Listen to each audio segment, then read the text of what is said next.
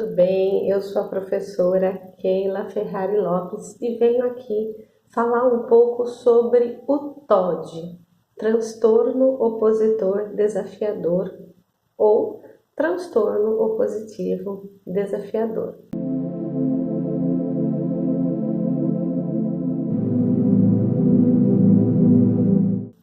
Primeiro, eu vou me apresentar. Eu sou pedagoga, especialista em educação especial e Libras.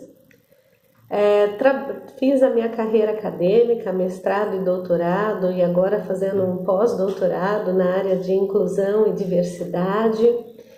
E também sou mãe de um garoto que tem o transtorno e que hoje já está com 16 anos, está super bem, está controlado, mas não foi sempre assim.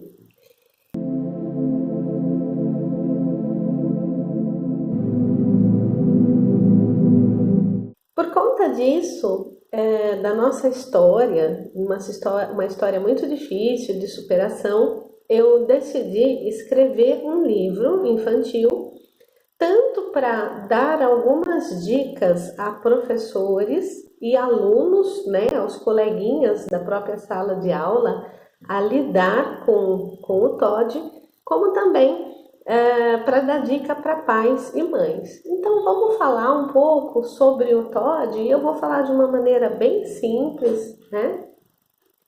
Até porque não sou da área da psiquiatria, da medicina, da psicologia, sou da área da educação, então vamos falar como educadora. O TOD, transtorno opositor desafiador.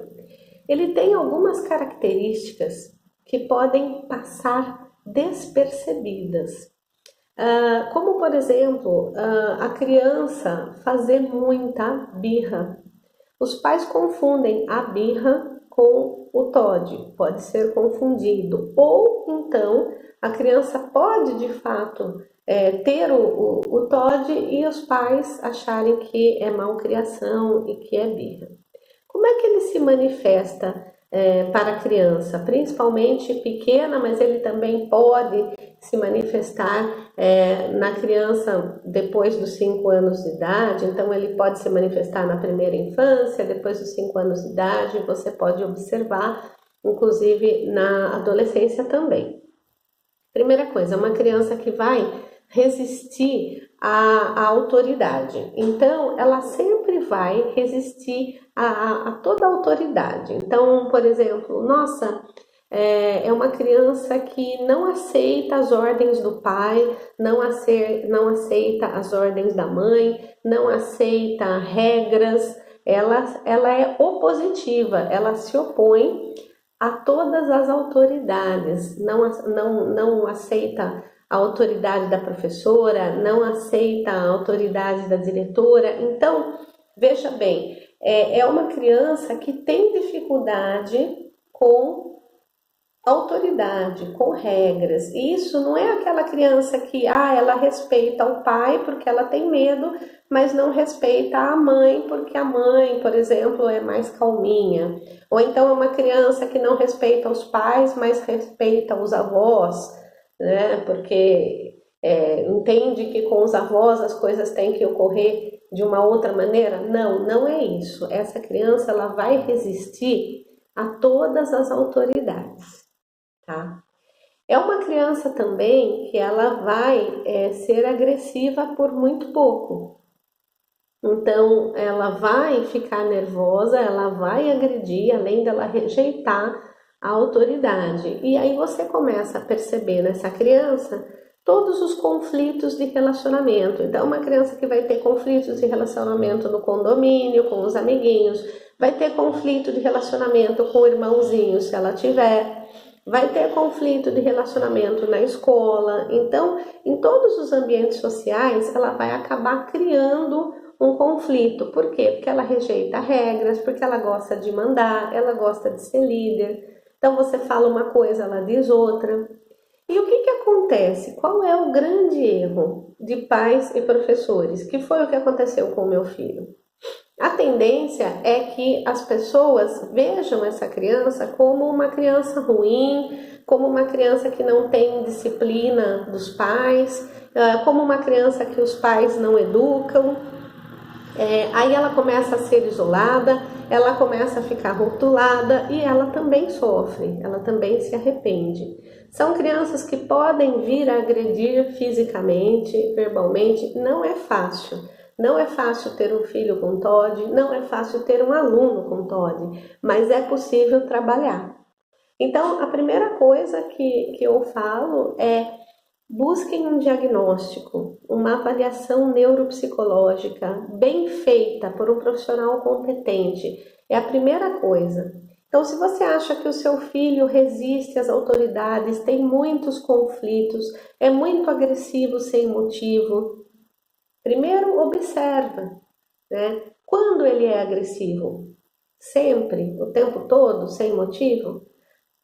Ele faz birra por determinada situação? Ok, é só aquela situação. A birra, geralmente, ela é temporária a uma situação. A criança também pode estar passando por uma fase mais difícil, né? Ela está passando por algum problema na escola e ela está tentando expressar de uma forma mais chorosa, mais agressiva, ou os pais podem estar se separando e ela pode estar manifestando isso. Então tem que isolar todas as outras possibilidades que podem estar acontecendo para deixar a criança nervosa. Se não é uma fase, se não é uma birra temporária, e essa criança está manifestando problemas de relacionamento na escola, em outros contextos sociais, em casa, aí sim é hora de procurar uma avaliação neuropsicológica bem feita e então procurar um psicólogo ou psicóloga que faça um trabalho de terapia comportamental, cognitiva, enfim, que trabalhe com essa criança e, se possível, também um psiquiatra infantil para avaliar, depois do diagnóstico, para avaliar a necessidade ou não de medicação. Tá? O meu filho tomou 0,25 de medicação, depois parou. Tem crianças que precisam de mais medicação, tem crianças que não precisam de medicação. Cada caso é um caso. Eu sempre fui muito resistente à medicação como mãe, né? Eu tenho todo aquele medo de dar uma medicação à toa, sem a criança precisar, porque existe isso também, né? Muitas crianças sendo medicadas, né, sem precisar. Lembrando também que o TOD pode vir associado com o TDAH, com o TDA, então aquela criança que já é impulsiva porque ela tem o TDAH, que é o transtorno de déficit de atenção e hiperatividade. O meu filho não tinha o TDAH, ele tinha o TDA, né? Então ele tinha a desatenção, né, mas não tinha a hiperatividade. A hiperatividade também pode estar associada ou não ao TOD, tá? Então pode ter o TOD com TEA, transtorno do espectro do autismo, né, do autista, pode também, mas agora eu vou falar do TOD, né? E lembrar os pais que castigo físico só piora, porque ele fica revoltado e ele se vinga, né? As birras, né, que as professoras falam birras, que é manha, que é um aluno mal criado, que a família não tem estrutura, isso também é um preconceito, tem que ser bem avaliado, tem que ensinar os alunos da sala a não provocarem o colega, porque ele pode ter uma reação desproporcional em algum momento. Então a criança, ela guarda, ela fica rancorosa. Então castigos físicos não são bons. Então professores, cuidado com a exposição do aluno, cuidado com o castigo físico. Então tudo isso o meu livro aborda um pouco. É muito importante que o professor, o coordenador pedagógico, espere a criança se acalmar no momento de uma crise para depois retomar o assunto com a criança, numa fase, no momento que ela esteja calma, sem expor essa criança aos amiguinhos, né? É muito importante também cuidar dos pais que têm filhos com TEA, para que a comunidade escolar, os pais dos outros amiguinhos não rejeitem essa mãe, esse pai de um filho que tem TEA. Eu já passei por isso, é muito triste outra mãe, uma mãe de outra criança te abordar no portão para falar do seu filho. Então, tem que ter esse cuidado também, não é fácil. Às vezes a criança ela tem uma crise e os amiguinhos saem comentando em casa, né? Ou ela bate no coleguinha. Então, tudo isso tem que ser muito bem avaliado, né? E fazer com que essa criança se sinta útil, que seja trabalhada a autoestima dela, que ela seja o ajudante do dia, que os sucessos dela sejam incentivados, porque senão ela vai enchendo. Infelizmente, meu filho passou por um colégio religioso que não soube trabalhar com ele e deixou sequelas muito grandes. Graças a Deus, hoje ele está muito bem, muito melhor e passou pelas escolas certas, pela terapia, pela medicação. Mas é muito importante saber trabalhar, né? Valorizar os pontos positivos dessa criança, dessa família, fazer com que ele se sinta útil, trabalhar a autoestima, ajudar os colegas de classe a entender a diferença, a não provocar, a não ficar falando do coleguinha, né? Então, tudo isso faz a diferença para não chegar num surto de uma criança com TOD que bate em todos os colegas, que vira a mesa, que vira a carteira, que isso não é bom, né? Nem para o professor, nem para os pais, nem para a criança. E, claro, estimular a atividade física, de preferência, a atividade física ou a arte, uma coisa que a criança possa se expressar e que não seja uma atividade física só de combate, tá? Ou de jogo como um futebol, que tem o que perde, o que ganha. Não, sabe? Uma atividade física como natação, como corrida, como caminhada, ou então um teatro, ou aprender um instrumento musical, uma coisa que a criança goste, que ela possa se expressar principalmente corporalmente. Sei lá, mexer com a terra, com horta, para que ele também se acalme, se organize, né?